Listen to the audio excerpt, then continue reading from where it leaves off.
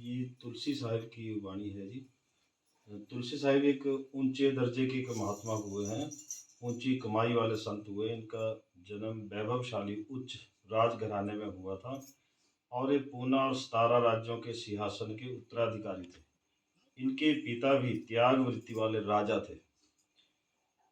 बूढ़े हो जाने पर राजा को ख्याल आया कि पुत्र तुलसी को राजपाट संभाल कर कहीं एकांत में भजन बंदगी करूंगा। तुलसी को जब इस बात का पता चला तो वो रात को ही घोड़ा लेकर महल से भाग निकले और आगरा की अनाज मंडी हाथरस में डेरा लगाया। तो शेख तकी एक मुस्लिम शासक था जो हज से लौटकर वापस लौटने पर तुलसी के डेरे के पास ही उसने भी अपना डेरा लगाया था। तो दोनों की जान पहचान हुई, वाकफीत हुई।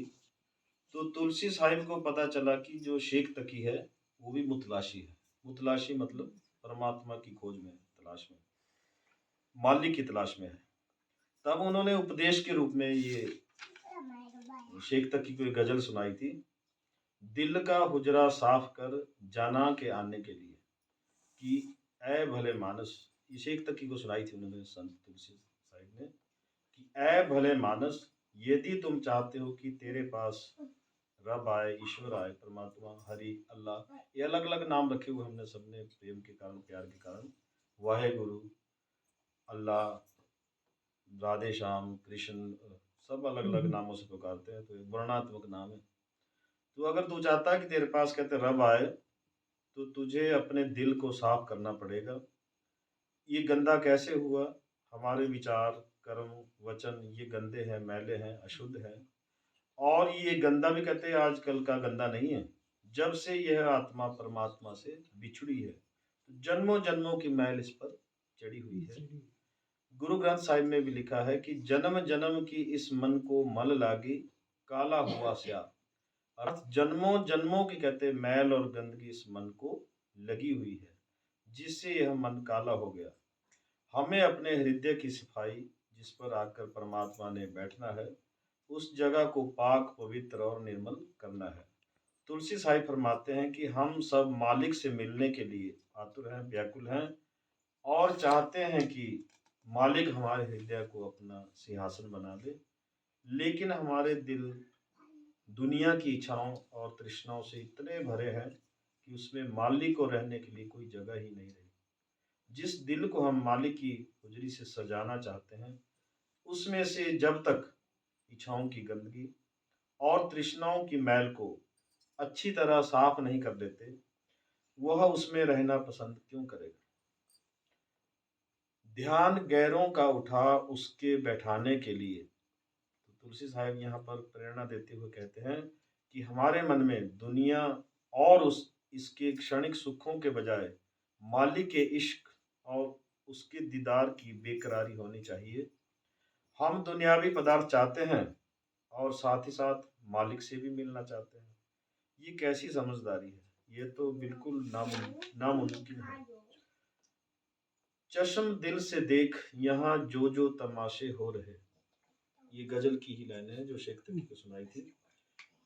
इसमें तुलसी साहिब जी कहते हैं कि किसी रिश्तेदार की मौत या प्यारे दोस्त की जुदाई पर हम कितना फूट फूट कर रोते हैं और दुख से विलाप करते हैं, आंसू बहाते हैं। अपने प्रियजनों के इस दुनिया से जाने पर हम कितनी रातें दुख और बेचैनी से काटते हुए उसकी कमी महसूस करते हैं। लेकिन क्या कभी हमने अपने रचनाकार से, जो हमारा सबसे प्यारा रिश्तेदार है, उसका दीदार ना होने के कारण एक आंसू भी बहाया है? क्या कभी उसके लिए तड़पे हैं? दिल सिता क्या क्या है तेरे दिल सताने के लिए। अर्थात तुलसी साहिब फिर हमें दुनिया के पदार्थों के भ्रामिक रूप के बारे में कहते हैं कि यदि हम गहराई से विचार करें तो करके देखें कि जिन पदार्थों को हम सुखदायी और आनंददायक मानते हैं, जिनमें हम खुशी और सुख ढूंढने की कोशिश करते हैं, आखिरकार उनका अंत दुख ही है। इसमें उदाहरण देते हैं कि बच्चा जन्म लेता है तो हम कितनी खुशियां मनाते हैं, लड्डू बांटते हैं, और यदि परमात्मा उसे वापस बुला ले तो हम फिर दुखी हो जाते हैं और फिर परमात्मा को दोष देते हैं।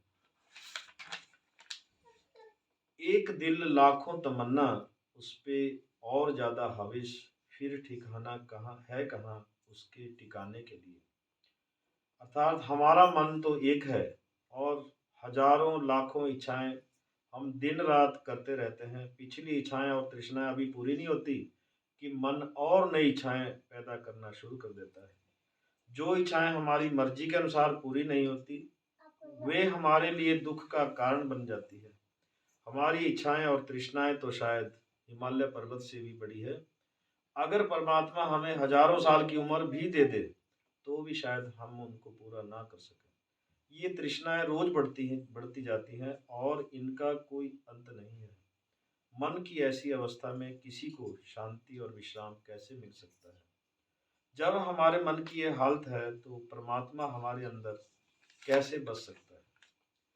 नकली मंदिर मस्जिदों में जाए सद अफसोस है, कुदरती मस्जिद का साकिन दुख उठाने के लिए।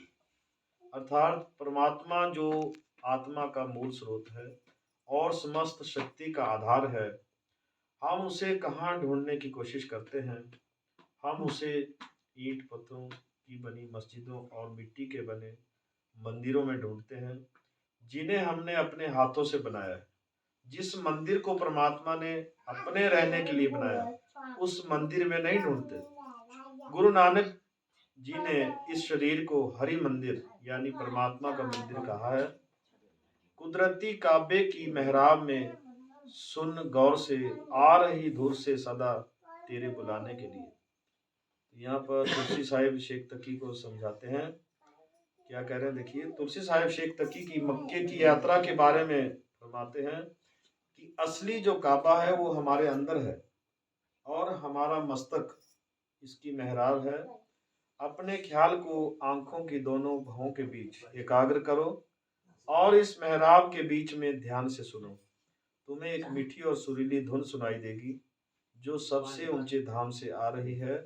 यह दिव्य संगीत हर मनुष्य के अंदर धुनकारे दे रहा है, चाहे वह किसी भी कौम, मजहब, मुल्क का हो। मालिक की यह आवाज लगातार हमें अपनी ओर बुला रही है। क्यों भटकता फिर रहा तू, ऐ तलाशे यार में, रास्ता शाह रग में है, दिलबर पे जाने के लिए। अर्थात परम संत तुलसी साहिब हमें समझाते हैं कि मालिक की तलाश में हमें घर छोड़कर जंगलों, पहाड़ों पर जाने की जरूरत नहीं है। मालिक हमारे अंदर है, किसी ने उसको कभी भी बाहर नहीं पाया। लेकिन सवाल ये उठता है कि हम अपने शरीर के अंदर दाखिल कैसे हों, अपने अंदर उसकी खोज कैसे करें? वो कौन सा रास्ता है जिस पर चलकर हम उस तक पहुंच सकते हैं? तुलसी साहिब फरमाते हैं कि वह रास्ता सीधा शाह रग में से होकर तीसरे तिल के पार जाता है, जिसे हिंदू महात्मा सुषुम्ना नाड़ी कहते हैं, सुषुम्ना कहते हैं। मुर्शिदे कामिल से मिल, सिद्दक और सबूरी से तकी। कि अपने दिल में प्यार और भरोसा रखकर किसी कामिल मुर्शिद से, मुर्शिद बोलते गुरु को, किसी पूर्ण गुरु से, पूर्ण महात्मा से, पूर्ण संत के पास जाओ। वो तुम्हें इस अंदर के रास्ते के गुप्त प्रवेश द्वार के बारे में जानकारी देंगे। मालिक तुम्हारे अंदर है, लेकिन उस तक पहुंचने का रास्ता और उसे अपने अंदर पाने के रास्ते के भेद की जानकारी केवल पूर्ण संत सतगुरुओं को ही होती है। जो तुझे देगा फहम शाह रग के पाने के लिए, कि परमात्मा से मिलने की जो भेद की जो जानकारी है, वो संत महात्माओं की शरण में जाने से ही मिलती है। इस दरवाजे यानी 10वें दरवाजे को खोलने की जो कुंजी है, वो परमात्मा ने उन्हें सौंप दी है। गोशे बातिन हो कुशादा, जो करे कुछ दिल अमल, ला इलाहा अल्लाह अकबर पे जाने के लिए। कि जब हम किसी सदगुरु से, काबिल मुर्शिद के मार्गदर्शन और आदेश के अनुसार रूहानियत का अभ्यास करते हैं, तो हमारे अंदर के कान खुल जाते हैं, यानी सुरत जाग जाती है, और हम दिव्य धुन सुनने लगते हैं। उस आवाज या शब्द को पकड़कर उसके सहारे आखिर में हम उस जगह पहुंच जाते हैं जहां से ये दिव्य धुन आ रही है। यह सदा तुलसी की है आमिल, अमल कर ध्यान दे। तुलसी साहिब शेख तकी से कहते हैं कि यही मेरी बेनती है कि आप इस गजल में कही गई बातों पर अमल करें, ध्यान दें, क्योंकि कुरान शरीफ के मुताबिक दुनिया कून शब्द के जरिए ही बनाई गई। कून कुरान करा में लिखा है अल्लाह अकबर के लिए कि कुरान शरीफ के अनुसार दुनिया कून शब्द के जरिए बनाई गई। सब महान हस्तियों ने इसी शब्द या धुन को कर्ता या सृजनहार बताया है। बाइबल में कहा गया है कि शुरू में शब्द था और शब्द परमात्मा के साथ था और शब्द ही परमात्मा था। सब चीज़ें उसके द्वारा बनाई गई और उसके बिना कोई भी चीज़ नहीं बनी जो बनी। गुरु नानक साहिब कहते हैं कि शब्दे धरती शब्दे आकाश शब्दे शब्द भया प्रकाश सगली सृष्ट शगल के पाछे शब्द के पाछे नानक शब्द घटे घटाछे। तुलसी साहिब कहते हैं कि अगर हम कामिल मुर्शिद के आदेश के अनुसार रूहानियत का अभ्यास करते रहें और उनके उपदेश पर अमल करके उनके तजुर्बे का फ़ायदा उठाएं तो हमारा मन शब्द से जुड़ जाएगा। बोलिए जयकारा, बोलो परमहंस दयाल जी महाराज की।